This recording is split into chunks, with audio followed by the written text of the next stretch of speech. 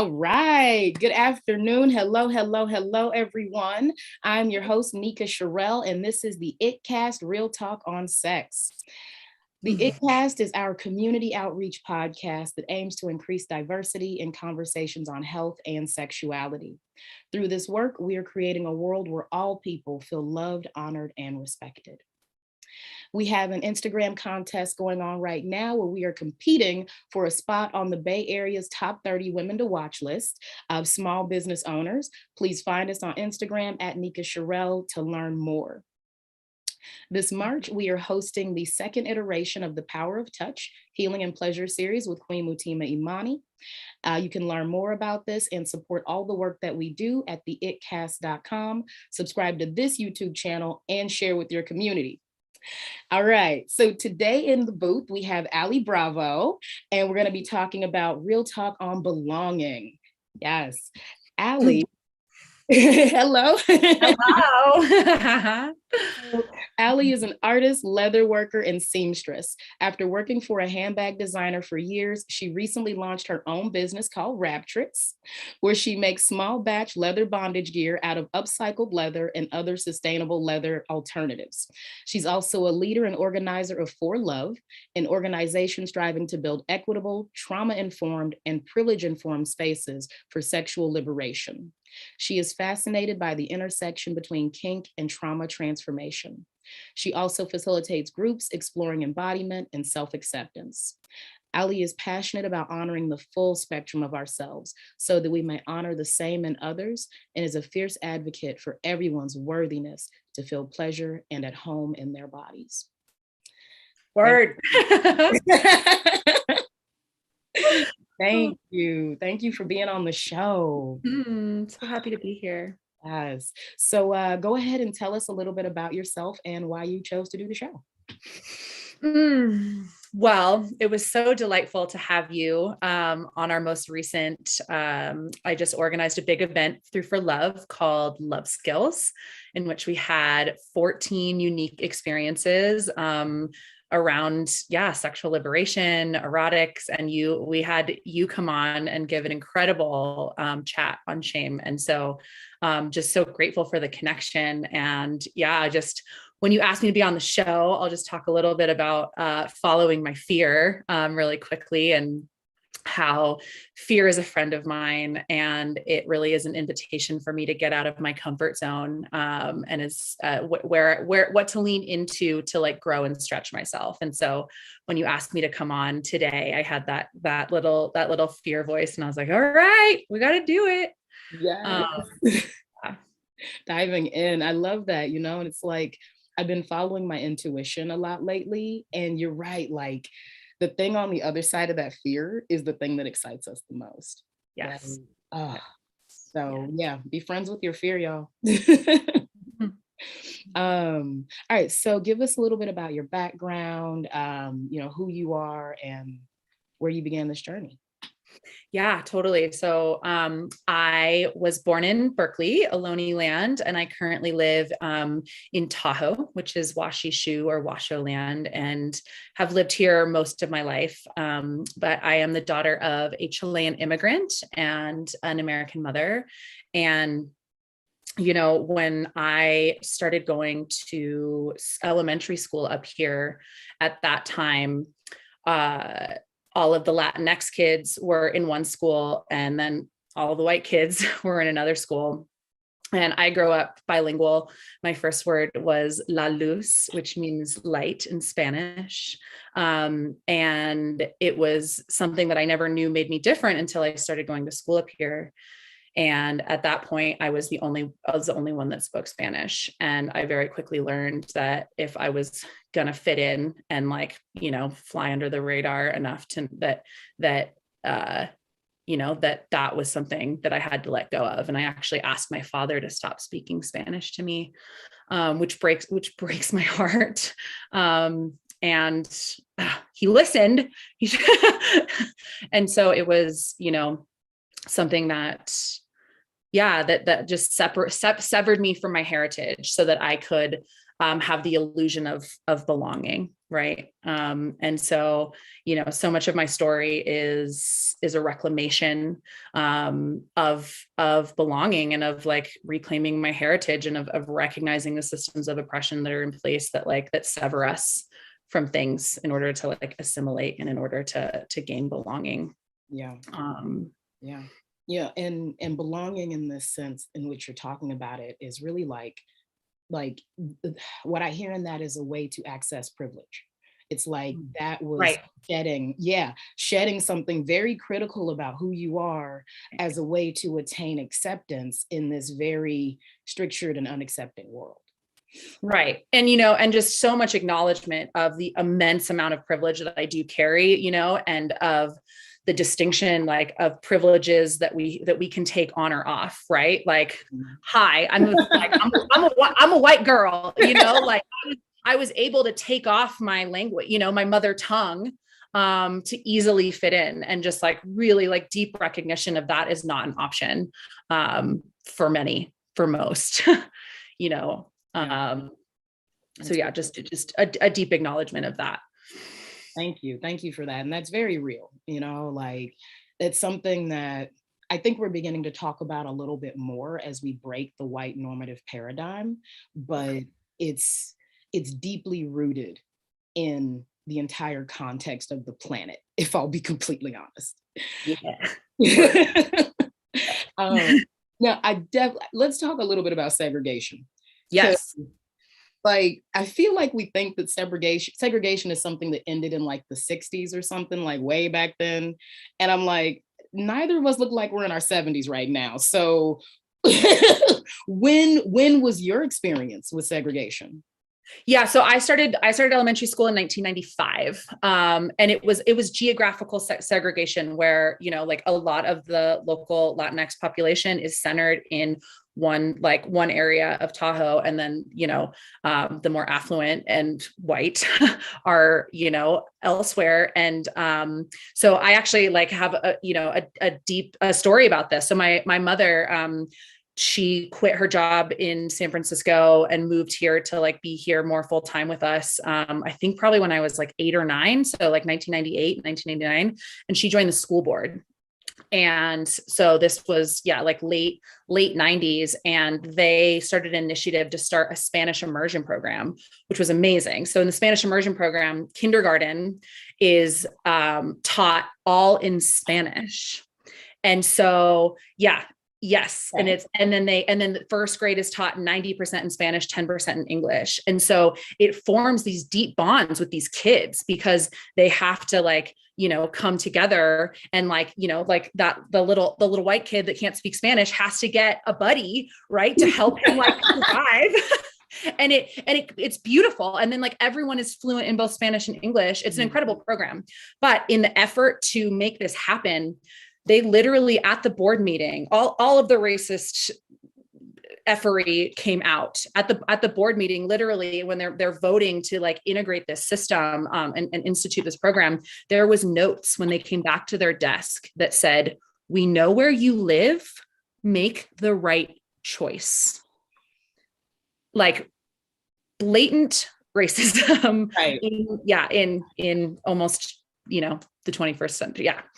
So that's very real. That's very real. Very that whole like neighborhood schooling too. It's like there are these insidious ways to perpetuate segregation, and they don't call it segregation anymore.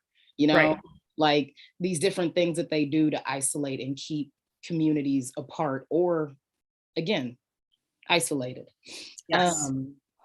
Very real. It's very much happening everywhere. Right. Everywhere, even today. Even today. And I think that's one of the big things that has us not feel like we belong. Is that conversation of like, you have to let go of this, or you can only belong over there. You don't get to belong everywhere in the world. So you mentioned that you abandoned your heritage, and I think that's something like, to a degree, happens to a lot of us. In addition to that, like what are some other things that you see that we do to feel worthy or be worthy? Oh, yeah, this is a big one. I guess this is a good place to talk about, my relationship with my body and the severance that that I believe our society inflicts upon us in our relationships with our bodies. So another way I experienced, ostracization and bullying and pain was around the size of my body. And I've existed in a larger body for most of my life, and that was a deep place of not feeling like I belong, and of society telling me I'm not worthy, right? Because we elevate like thin, able-bodied white bodies, right? And so living in a larger body was not okay, and was something that I like experienced, like, deep body dysmorphia and like eating disorders all over the spectrum, and was always scrambling for worthiness, right? Because there's a story that if you can just be thin, right? There's this like, right. Man, if you can just be, thin, white, able-bodied, and I had the white and able-bodied part, but I didn't have the thin part. But so like, if I could just attain that, then I would have the perfect life. I'd have the perfect boyfriend, everything would be smooth sailing, right? Right. Picket fence, all the social norms, like, and then you should be happy. That's the pursuit of happiness. I'm on the pursuit of wholeness. Oh, yeah. Thank you. Those social norms, it's like they shut us down and they don't let us connect with ourselves. So like, I also like, I have grown up in a larger body. I'm still in a larger body. And it took me some time to accept that. Over the years, I've gone through numerous things. Like I currently have had weight loss surgery, and it affects my digestive system. So I don't talk to a lot of people about this, but it feels a lot like a surgically induced bulimia. Like I can't hold and manage and process my food in a healthy way because I needed to be thin. And it wasn't even my story that I was taking on. It was like everyone else was telling me, hey, do this. If you don't do this, you'll be fat your whole life. And it's like, well, guess what? I'm still fat. And it's my life. And it's okay to be fat. Right. And like people have fat, it's synonymous with, thin synonymous with health and all these other like strictured things that actually don't make any sense. No. And it's dangerous. It's very dangerous. Yeah. Yeah.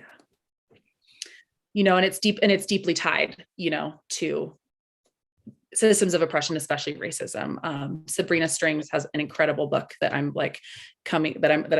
reading that's all about how anti-fatness is tied to anti-Blackness and how the two evolved together. And it was a way to like separate and like demonize and, and at the same time where like rich, thin Protestant white women were taught like, you must be thin in order to like, be closer to God and like conform and like, and distinguish yourself. Yeah. And they're all so deeply intertwined, it's the orgy of doom, if you will.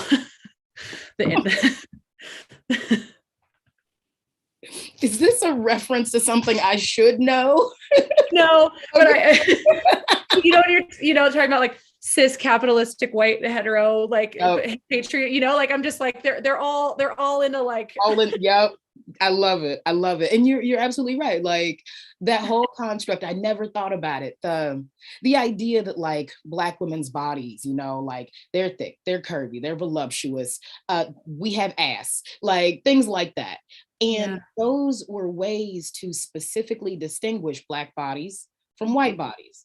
Like I think back to the Hottentot Venus, which was right, exactly like, that whole conversation. And so what you're saying makes so much sense. And I got like these are things that impact us, like in that pleasure place, like I'm not going to distinguish this as separate from our connection with ourselves, our sexuality, any of that, because when it's shut down and we're told we're not worthy long enough, we'll shut ourselves off from human connection and intimacy. Absolutely. Absolutely. Well, and the way that it manifested for me, being in a larger body where that was told I was not worthy, that it actually hypersexualized me in a way that I wasn't taking care of myself. So that so suddenly sex became a way for me to gain worthiness, And so, I was a slut. I'm absolutely still a slut, proudly. But I'm a very conscious, and loving, self-loving slut. But the ways in which it manifested was, I put myself in situations and, put my body in situations and encounters with people in that I might not have wanted, or in ways I became hypersexual, and didn't take care of myself in order to gain worthiness. Was existing in a fat body was okay, well, if my body's not worthy, then if I have sex with enough people, then will I be worthy? Right. That validation. Yeah. Yeah. Yeah, totally. And it's that, yeah. So and just in a way that wasn't focused on my own pleasure, where I was, that I felt like I had to give my partner's pleasure, and that there was no, I was so disembodied from my own sexuality, from my own orgasm, from all of these things, completely disassociated, in just, I hold that little tender version of myself, and so lovingly, because it's brutal. Yeah. And we get these messages at such a young and impressionable age. So I was told things, oh my God, definitely fat girls are easy because fat girls are desperate. Mm-hmm. And then of course, someone actually pointed this out to me because it did not register my whole life. But there is this context of the lighter you are, the prettier you are. And there's this saying, the blacker the berry, the sweeter the juice. And that's ultimately saying, it's okay that you have dark skin, at least you have good pussy.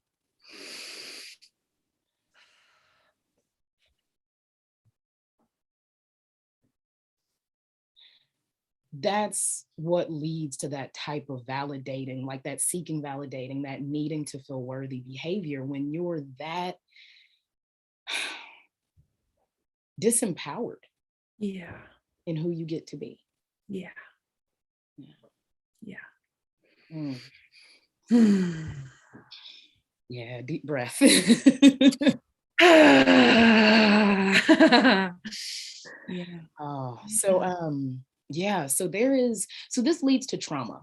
That's one of those deep conversations. It's okay, so we got this worthiness context. We're doing this stuff to our bodies to try and feel validated, be validated. And there is a long-term impact of trauma there. Oh, yes. Yeah. Absolutely.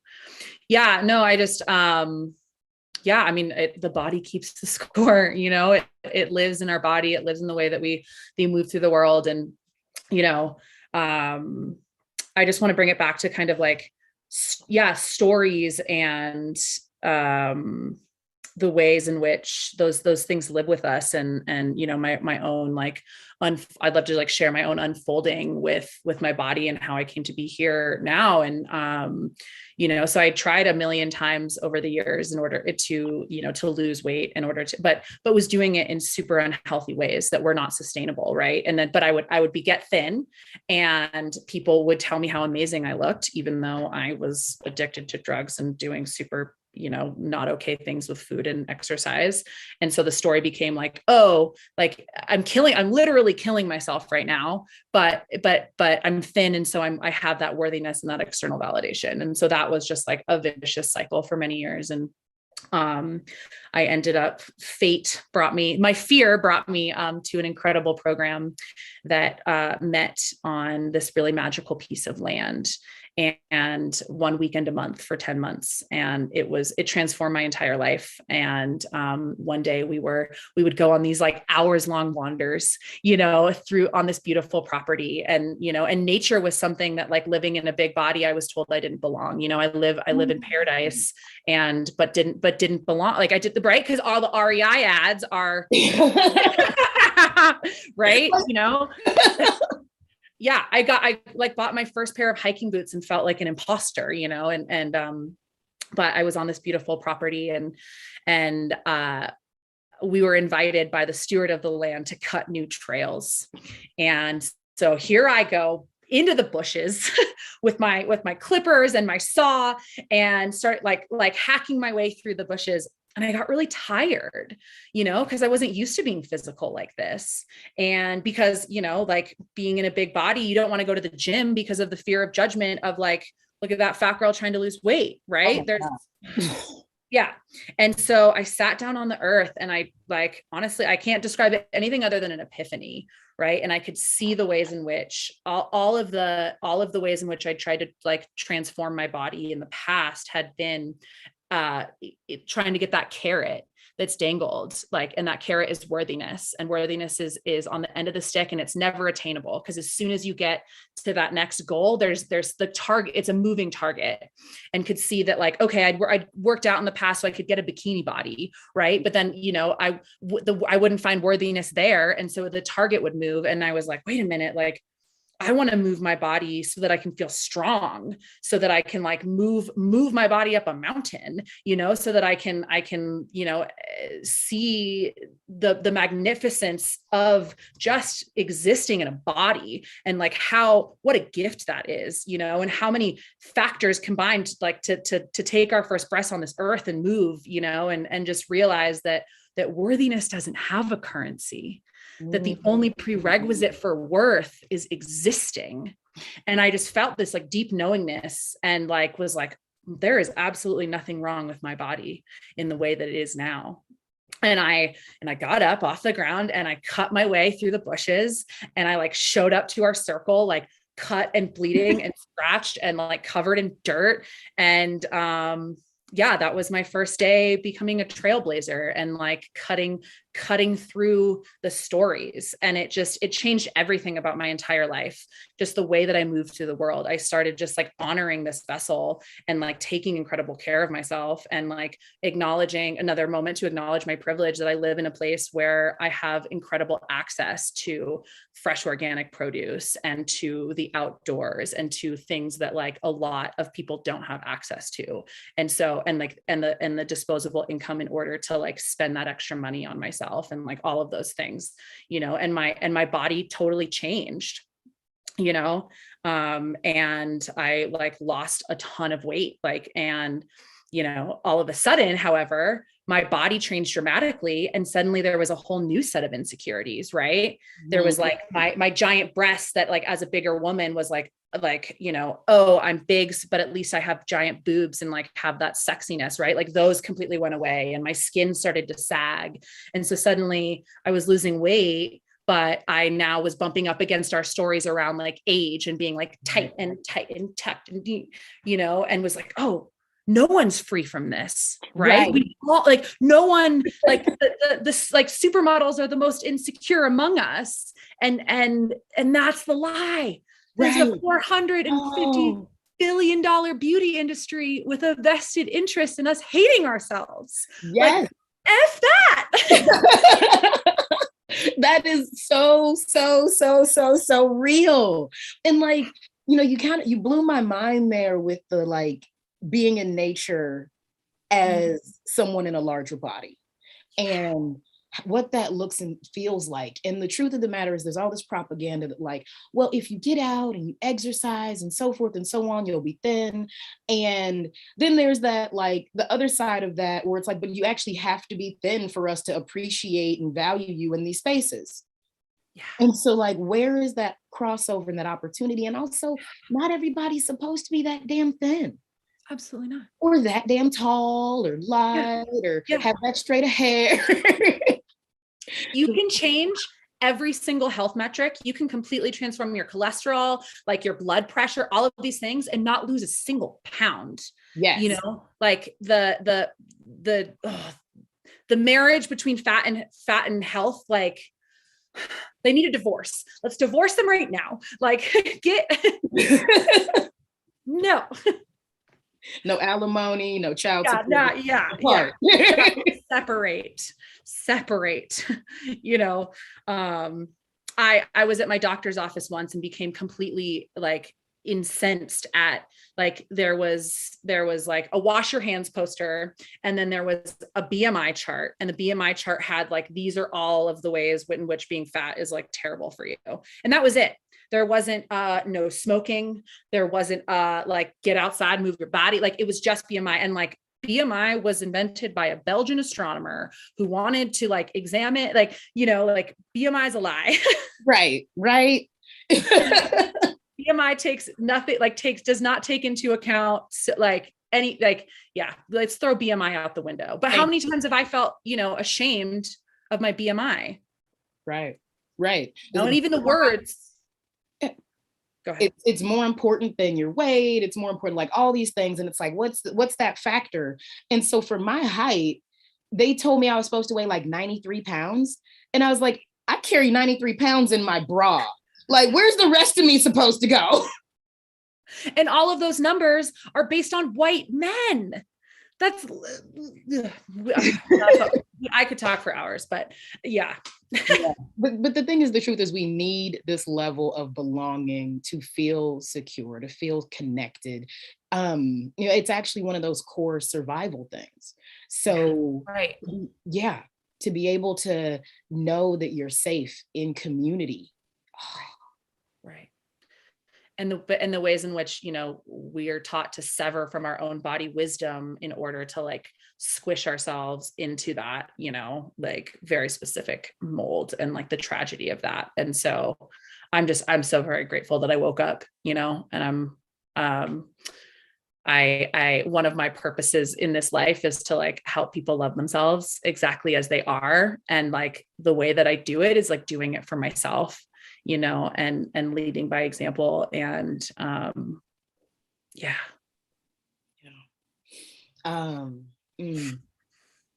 You mentioned with the program that you did, we talked about like, you know, the privilege to even having access to that. And like, you know, I talked about like educational privilege and all these things. Like, there are these things that do shift, and then there's things that cannot possibly shift. Yes. You mentioned how like the truth is we all deserve to do the work. Like, it's something that is so critical and so inspiring. And I think that we often separate ourselves from things of value that can support us because we believe that they don't belong to us. Yeah. That's someone else's thing. And right. I can't have any, or I don't want any is another one. Totally. And so like, we're further separating ourselves from each other and from a lot of the resources that make a difference. Like, I've gone at times in my life when it worked for me, I've been able to go and do so many different retreats and classes and things to enhance my relationship with myself. Yeah. And that is a level of privilege that a lot of people never actually get to. Yeah. So many. It's brutal. It's truly like, yeah, the like access, right? There's so many ways to heal ourselves. There's so many ways to like unwind trauma, and like, and all of these things, there's like so many barriers to entry, and it breaks my heart. I want to shout out the ARC program in Tahoe. They like are a nonprofit, and they take underprivileged youth into nature, and like, and have these incredible like educational and like writing programs like in nature. And like, you know, it's so much of my own journey has been nature is so deeply tied, right, to my own journey. And then also Ski Duck are awesome. I haven't seen them doing stuff since the pandemic, but like they get bus loads of kids up here from like Reno and Sacramento, and they like give them ski gear and ski tickets. And, you know, it's beautiful to watch the joy, you know, like, and everyone should have access to that joy, and like, and to the majesty of what sunshine does for us, right? You know, and what trees do for us.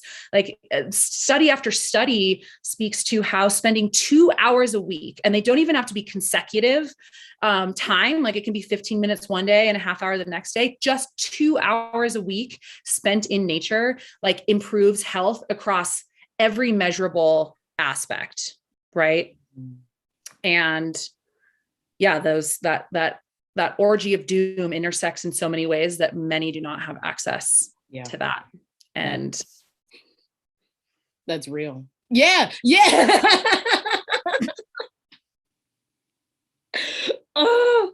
Oh, that's so real. And like, and again, these things they get ingrained in us at such a young age. And we carry them forward. And the shame of that is really, really hard to break. Going back to the neighborhood school conversation at the very beginning. When that happened for me, I was in Kansas City, and it was still very segregated, whether we want to admit or talk about it or not. And it's not even based on neighborhood schools. It's just, that's your neighborhood, this is our neighborhood. Like, it's very specific. And all the schools are in that zone. So it's not where you go based on that. But what they wanted to do in the primary school district in Kansas City, which is predominantly African-American, they wanted to take away all the specialized magnets. So like, there was a vocational school, there was a college prep school. I went to the fine and performing arts school. Like, there was African-centered education school. There were all these different schools that you could choose from to empower your life. And they wanted to break down that system and create this, you have to go to the school in your neighborhood, in your direct neighborhood. And I actually went down to the school board and spoke to the superintendent and was like, you cannot do this. If you take away these schools, you're going to be taking away these opportunities from especially Black people. And that's just telling them the only way you can succeed is through sports or the military.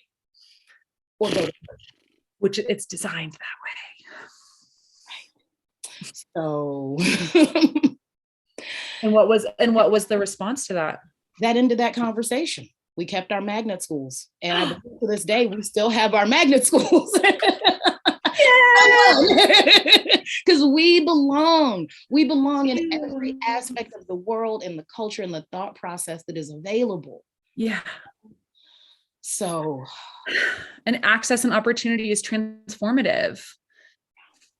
When we have our basic needs met, like, we can thrive and we can shine and we can flourish and blossom and bloom. We need the opportunity, like, and we need to give it to those that have been historically severed from it. Yeah.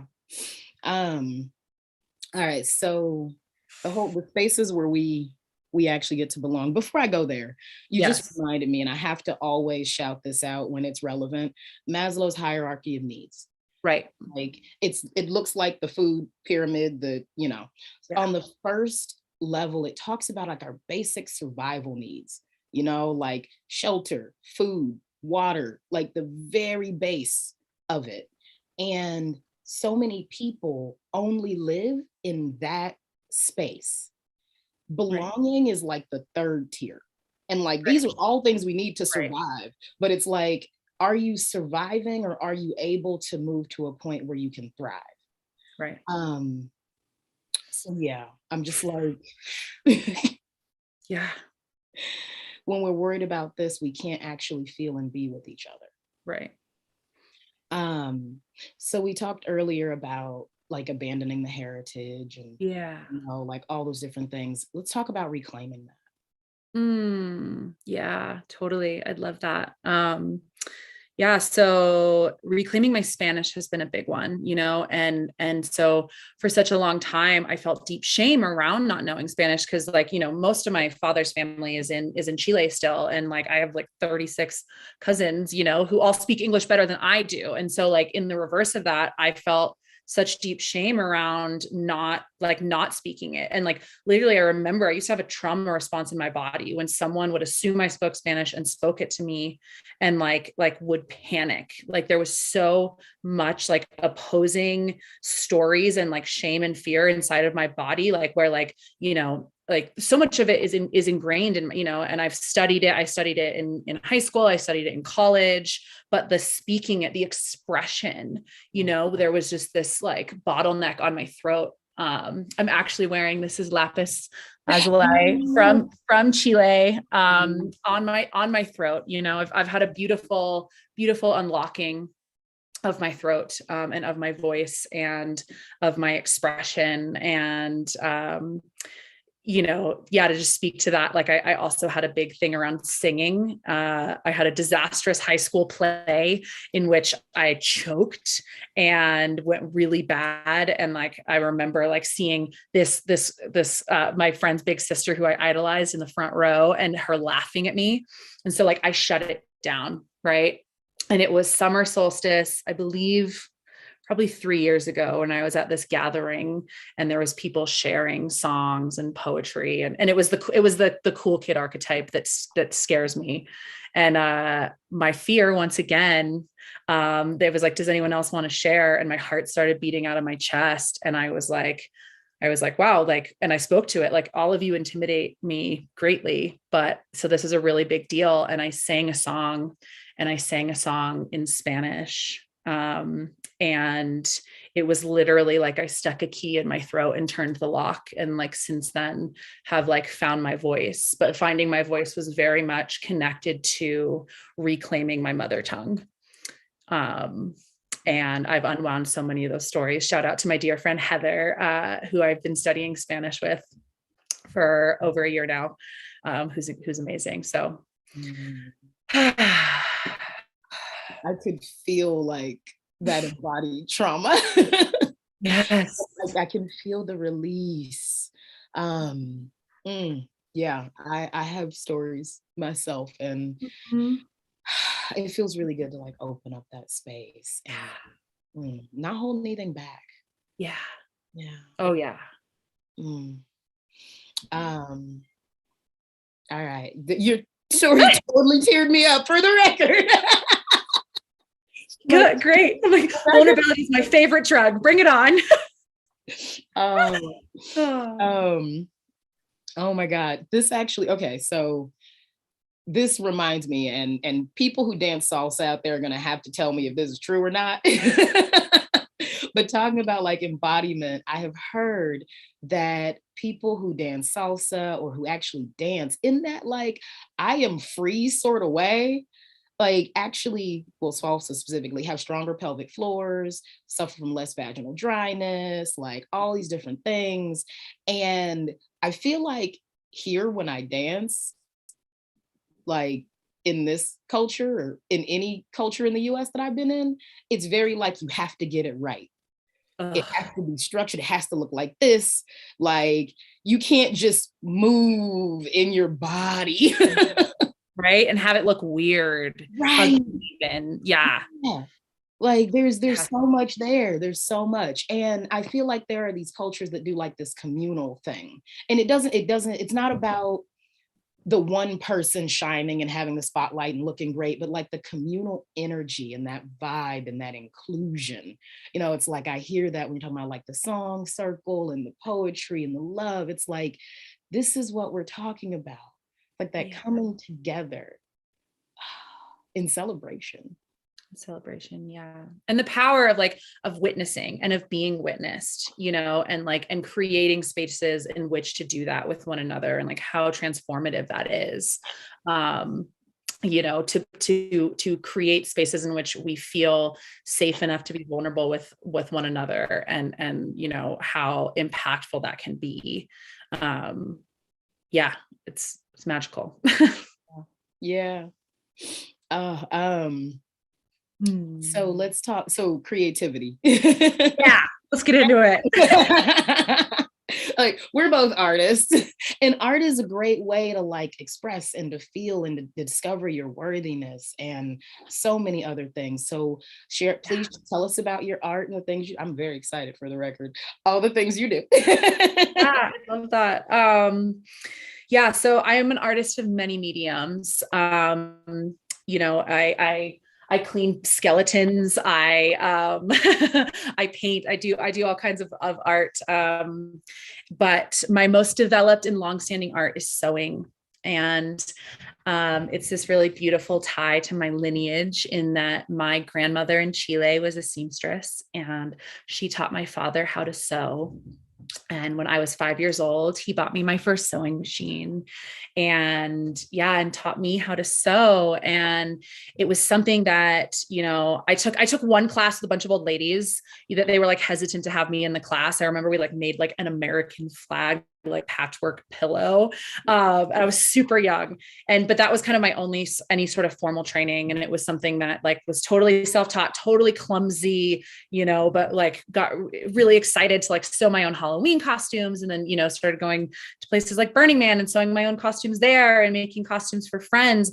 But it wasn't something like my art wasn't something that society told me, I could do or support myself with. Oh yeah. No. And so, I followed the college industrial complex of like, okay, you're smart. You take good test grades, like you go to college, like that's what you do. And so, I did that, but it was just such like going through the motions because that's what the story is to like be a successful human, and so it wasn't fulfilling, obviously, and, moved back here after college and was in a deep depression.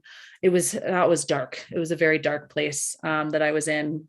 And one day I was sitting at my sewing machine and I like went into what I now know is to be a flow state, right? That just like total like centeredness, like my mind that was the monkey mind that had been going nonstop was suddenly like, and I just got this burst of inspiration as like, maybe you can support yourself with your art. Like maybe that can, be fulfilling. Like imagine that.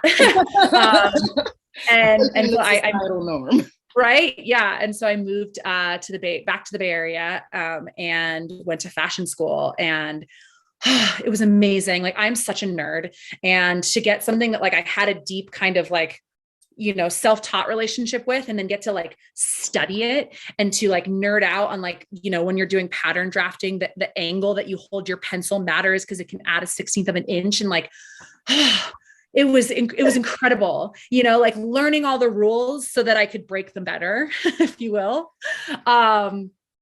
Deeply nourishing and amazing. And then fate once again brought me back to Tahoe, and a family friend who's a leather worker asked me to come work for her. And she's a handbag designer who's been doing it for over 20 years now. And so I had this beautiful language of, for me, sewing is alchemy, right? You're like taking two different things and you're weaving them together and like creating a whole new magic thing. And so, but leather was an entirely new language. And she taught me the language of leather, because it's a whole different beast than fabric. And so we formed this really beautiful symbiotic relationship. And I've been making handbags for her for 5 or 6 years now. And about 2 years ago, almost to the, like I think February, like the beginning of February, 2 years ago, I met someone and he and I hit it off and found an opportunity to kind of explore some kink, some kink stuff that I'd been, intrigued by, but hadn't found someone, compatible or whatnot. And we were like getting all excited for this date. And I was like, oh, well, I'm a leather worker. I have all the hardware. Like, why don't I make myself like some like handcuffs and collar, cause they're so expensive or, and so I did and felt that same, like embodied, like that flow state, like just that really magical, like, combining different worlds, right? Like combining my creativity with my sexuality and like feeling it in my pussy, like, and the date didn't work out. That didn't work out, but I had this new like excitement, this new like inspiration. And, through the handbag production, we have a lot of scrap and like, we'll make things like little bags and little stuff. But we'd get garbage bags full in the garage, and I was like, I have all of this raw material that I get to upcycle. So not only is it like, it's just good for the earth. And I'm like using scrap, and it's super activating sexually and super activating creatively. And so it's been this beautiful, and the kind of reclaiming that skill from my heritage and supporting myself with it. I'm officially a full-time artist. Yes. and I acknowledge everyone. We had an art nerding out moment. 100%. It was so delicious. You feel me, right? I do, especially with the angle of the pencil. Anyway. That creativity, it brings us back into ourselves. And this is a really unique, well, not unique, this is a really specific area because we often feel a lot of shame and a lot of trauma and separation from our sexual selves. And eat like that creative, oh my God, as an artist, there's so many stories that I will starve and that I won't make it, it becomes a self-fulfilling prophecy. Yeah. So that shame around creativity, that shame around freedom, that shame around expression, for it to all come together in this realm of like juicy, intimate, yummy sexuality. It's like, oh, how much power is there? Yeah, it's so much, but I've had to reclaim it. Yeah. I spoke to you how it was just, what's today, Friday? It was just on Wednesday that I actually came out like, I've had an Instagram page for my work. I have just created an incredible website. Shout out to Logan Gray, my creativity doula. They birthed the most beautiful thing into the world. But on my main page, I've been doing this for 2 years and haven't spoken about it. Right. There's all the stories. I've had imposter syndrome from multiple angles, right. Of like being way too kinky for like my community and my old high school teachers and like all the people I'm friends with, like, and then also being like not kinky enough. Right. Because like, God forbid, I like, like missionary style, sex, like super tender, like, so like kind of just in this, right. Like in this sandwich of feeling like I don't belong and being too much and too taboo. But so I've been meaning to come out for a year now. And I finally made the post on Wednesday. Cause I'm like, well, shame doesn't pay the bills, baby, like,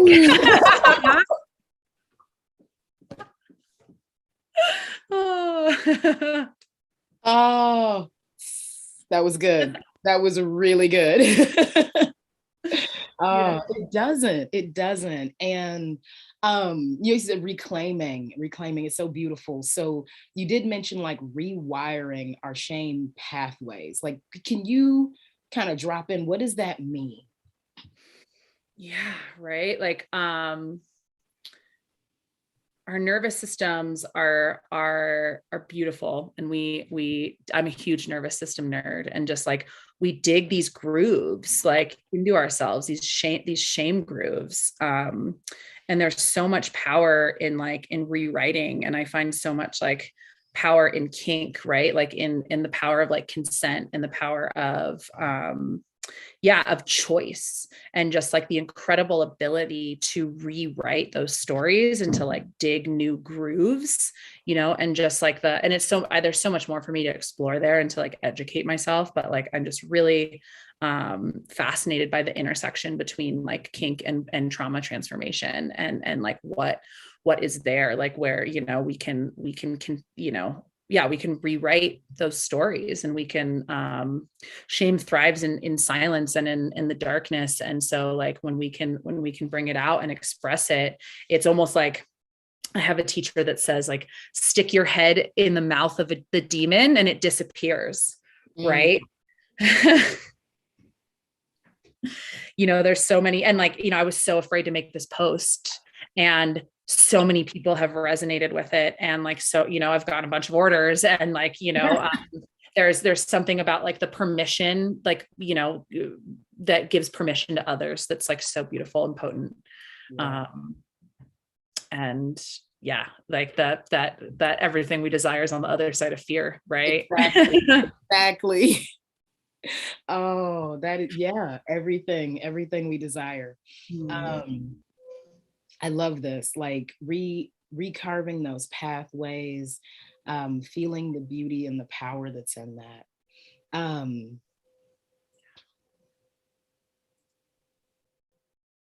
Yeah. All right. Where can people find you? What are your resources?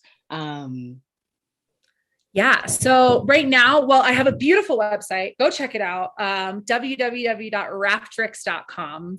And I'd love to tell you the story behind Raptrix, the name. You can also find me at Raptrix on Instagram. I've got lots of yumminess there. And then at Raptor Bravo is my main Instagram page. And I've like talked a lot there about my journey with my body and like the unfolding that's happened there. And there's a lot of my writing there. So that's a good place. But just quickly, the word Raptrix, it means in Latin, she who carries away and ravishes. Ooh. And I'm going to put and consensually ravishes. Let's make sure we always got to get the consent in there. Oh my God. Congratulations on coming out. Like it's such a big one. And when we allow ourselves to share and be shameless and let go of our own fears in connecting, people get to relate to us. Like you said, like everything is coming in, everything is happening because you moved through that shame and that fear. And you can only do that through cutting those pathways with trauma. Like, I'm so glad you belong in this community. And you feel you belong. Yeah. Deeply grateful for you and for giving me this opportunity, to further open my voice, It's a potent portal, and it's tied to our genitals. Oh my God, everything is. Oh yes, thank you. And before we wrap up, I know you were going to note about like that trauma, the connection to that and the healing when it comes to kink. And like, I just want to put in there for people, kink is very cathartic. Like the ability to relive and alter the way that we've related to things in our lives is very powerful. I mean, yeah. And I invite everyone out there to develop an understanding. Yeah. There's so much there. Yeah, absolutely. All right. Thank you everyone for being on the show today. Thank you, Allie. Thank you. Thank you. All right, everyone. The ItCast is our community outreach podcast that aims to increase diversity in conversations on health and sexuality. Through this work, we are creating a world where all people feel loved, honored, and respected. You can support our work and learn more about everything we do at theitcast.com. Also subscribe to this YouTube channel right here and share with your community. Go tell everyone. Thank you, and we will see you here next week.